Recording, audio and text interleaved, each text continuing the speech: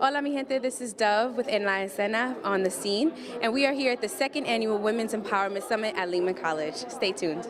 You are the organizer of the second annual Women's Empowerment and the first Women's Empowerment Summit. Why is this so important? It's important because I've been doing volunteer work with children and parents for over 30 years in this community, and the core of it is if you empower the parents, and most of them are women in our community, then you empower the whole family. So just like we did Empowerment Today exercises, empowerment messages, it's going to be trickled down to everybody in generations. So I saw this as a vision I had many years ago, because I used to be the PTA organizer. I used to work for the DOE also as an assistant deputy chancellor, so I have experience in education. But what I saw was that we had to empower women. So the board embraced it, the community embraced it, everything's been donated. Everything here was donated. Wonderful. You had a very, very impressive panel. How did you choose the people that you wanted on the panel to speak today? What did I teach you today?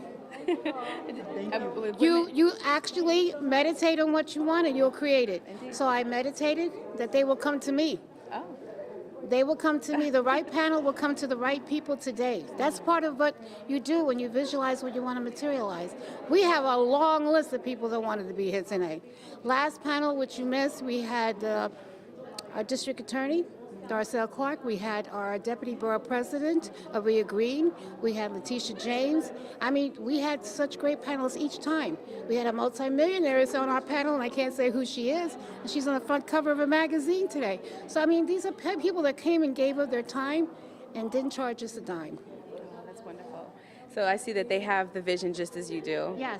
And how about next year? What do you envision for next year's Power Summit? Put it in prayer, and let's see where it goes. And I don't know what's going to happen next year. And I'm not going to pretend that I do know. I'm going to leave it up to the universe, because you never know, the universe may have a bigger plan. We got to be open to that. Absolutely. Yeah. So I know that financial freedom was one of the subjects that was very important today. What can you tell women? What advice can you give to women who want to make the leap and follow their dream and get that financial freedom, but are apprehensive to do so? You've got to have the courage. You were born. If you have a child, you have courage already. If you're living, you have courage already. So just take that step. When I spoke to the multimillionaires the other day, I was in her car, and I asked the same question. She said when she was very young, she just got that she's got to do it. And you just don't stop. People will tell you why you can't have something. You just look at them and say, thank you for sharing, and you keep on moving. You do not stop. Well, thank you so much for that. Thank you for inviting me, and thank you for being on En La Escena with us. And we look forward to going to the third year. Yes, you never know. Yes, ma'am. Thank you. Maybe in Madison Square Gardens. We don't know. If that's what we vision it to be, right? It's to be. Absolutely. Thank you so much. This is Dove with En La Escena. Oh, this is Dove, and I'm here with Suzanne Carter, attorney at law. How are you today? I'm doing well. And yourself? Well, thank you. What did you think about the summit today? The summit was very moving. This is my first year participating. I look forward to coming back next year and getting more of my colleagues involved, particularly some of the younger law students who I've mentored, so that they can see what a women's network is about. And why do you feel that a women's network is so important? Because women have been historically disenfranchised from business, from the legal world, it's important for us now that we have our freedom to work together, to build ourselves up, and to make a better world for our children, for our families, and future generations. And why do you think mentorship is such a big part of that? Without mentorship, I would not be here. The law is my second career, and I had a wonderful mentor who saw in me something I didn't see in myself and encouraged me to go to law school and to make this leap. So I, in turn, have taken what I've learned from her and have imparted on to others. And what was your favorite part of the summit today? Favorite part of the summit was just hearing all the other stories from the other panelists, different walks of life, hearing about what they do and incorporating some of the thoughts and feelings that they've had into my work as a lawyer. And what legal advice could you give, well, from a legal perspective, what kind of advice would you give to someone, a woman who is starting up a business, or perhaps someone who just really wants to, go out and leap there, or maybe even mentor yourself, just like you did? Actually, I spoke about that earlier. First thing is that you need to sit down with professionals and make a plan, because how you start your business is very important, because you don't know where your business is going to take you. There are many free services out there available in case you don't have the startup dollars for lawyers, accountants, small business administration, and I actually learned today that Lehman College itself offers a small business program. So tap into those experienced people who want to talk to you and give you their advice. Please tell me, what did you think about the summit today? I thought it was great. It was fantastic to be able to see so many powerful women come together and just share so much of themselves, and how they got where they're at, and just showing themselves to be just the average woman that just set a goal and just went for it. How did you choose your path?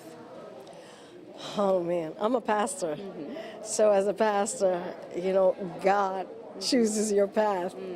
And so when I was just called to the ministry, my husband was the one that introduced me to the Lord. And at that point, I just fell in love with God. And in falling in love with God, God had a mission for me. And so I've been on that mission. We have a ministry that's called Victory Renewal Center. And we do retreats for men and women and families. And a marriage retreat. And we've been doing that for 25 years. I've been on a journey. I've been on an awesome journey. It's a hard work, but I can't do anything else. I just love it. I love people. Would you say it's a male or female dominated, I wouldn't want to say industry, but would you say it was male or female dominated mostly as far as pastorship? It's male dominated, because so. because of the belief factor. But a lot of denominations do not believe in women pastors. Right. We're non-denominational, but there's still a lot of people that do believe in women pastors. So why do you think it's so important for women to be a part of it? To be a pastor. To be a part of it, and the ministry. Women have so much to give. I mean, in the Bible, the women were used so profoundly, and with the women were at the feet of Jesus, the ones that proclaimed that he resurrected. I mean, come on, he was just promoting women in the Bible in a big way, and honoring. When you read the word, it shows you how he honored women, and women are just a strength. We uphold our husbands, our men, even in politics. You have a political man, and then you have his secretary's assistant or whatever it is, and she's there making sure that he looks the way he looks and he's doing what he's doing. So, why not? Absolutely. Why not? What would you say to that woman that is, so to speak, behind the man and doing a lot of that work and supporting?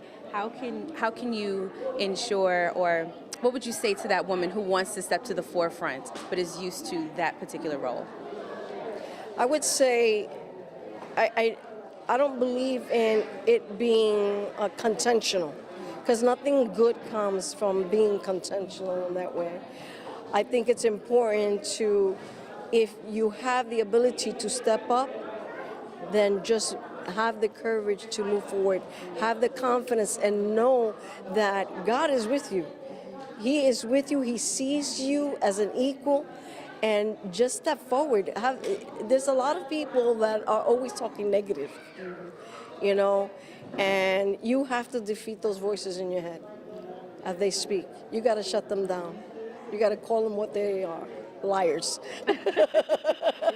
They are liars. Indeed. Okay? And just shut those voices down and believe in yourself. Believe in the God in you. Believe. And honestly, God says we can do all things, not some things, but all things through him who strengthens us. We're here today with Cole and Manisha from Community Board 7. Please tell us what you thought about the summit today. Well, I've kind of been largely responsible for putting on the summit along with my committee. I run the Website Acknowledgement and Media Committee for Bronx Community Board 7. So overall, I'm happy with the turnout. I'm glad that we were able to have such a wonderful panel of women that either live in the Bronx or from the Bronx, work here. They care about the environment. They care about the people. I'm glad that even that though I would say approximately, like, we were expecting a little bit more people, but there are other marches and other things going on. So it's important that we got the crowd that we did. And even we had a walk-in who just so happened to come from class and see the event and stop by the event. So I'm happy that everything worked out. Good. Great work today. And what did you think about the summit? Well, one thing I thought was positive was very encouraging was that, first of all, I mean, it's feminist. I mean, lots of females, that are speaking up, that are contributing, to community as well as to the efforts of the community. In addition to that, also, coordinating and collaborating, and also just, admonishing, the work that individuals actually do in the community, and just encouraging and inspires others to stay involved. And I think that's a beautiful thing. That's a beautiful thing, I'm just happy to be a part of it. As am I. So are we. Why do you think that summits like this are so important? I think it's so important because it allows people to have conversations and engage with people that they might not interact with on a regular basis. You might see some of these same women on the 4 train on your commute home, but you don't actually have a chance to engage with them and find out what they do on a regular basis. So putting them in a setting like this allows everyone to network and form connections, and it helps them find their goals, finalize them, and reach them. So considering that you took such a large part in organizing this year, are you going to do next year? We'll see. I'm not sure what's exactly in the plans. I did say that towards June, we usually meet from September to June. So I said around June, we'll start looking at what the plan is for next year's Women's Empowerment Summit, whether or not we're going to change the theme, whether or not we're going to do some different events. But stay tuned. We definitely will be back. Absolutely. And thank you so much for putting this together for us. Did you want to add something? I do. I just want to say that it's so great to see that. We love men also, right? Of course. But we love women too, and children and all that. But women are speaking up, we're contributing, business owners, entrepreneurs, educators, and inviting others also, to be involved, and also contributing and networking and connecting. But speaking up and speaking out, in addition to that, encouraging positive community, and being active in our communities. We spoke to a lot of great women, and we got a lot of great messages. And just like Adeline said, if you can envision it, you can achieve it. This is Dove for Enline Sena on The Scene. See you next time.